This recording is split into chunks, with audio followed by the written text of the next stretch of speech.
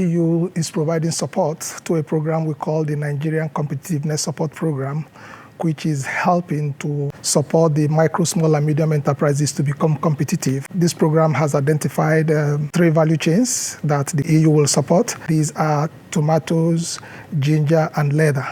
And the program will be focusing on processing and is going to work in 7 critical states. The opportunities for the private sector is quite immense. The EU have supported a program in Kano State, which is in northern Nigeria, that has 3 components. One was on issues of business licensing, another was the issue of land titling, and then the other one is on tax reforms.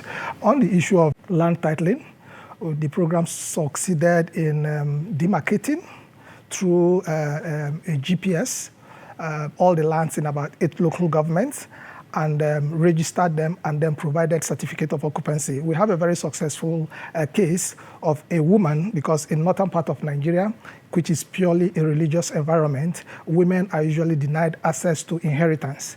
But with the land titling and access to certificate of occupancy, a particular lady who has lost the parent but was desirous of sending the younger ones to school have to use the certificate of the land to approach a microfinance bank that gave her credit. With that credit, she set up a business, ran the business successfully, and from the proceeds of the business, was able to send her younger sisters to school. It's a very celebrated case, and similar programs like that does exist in that part of the country.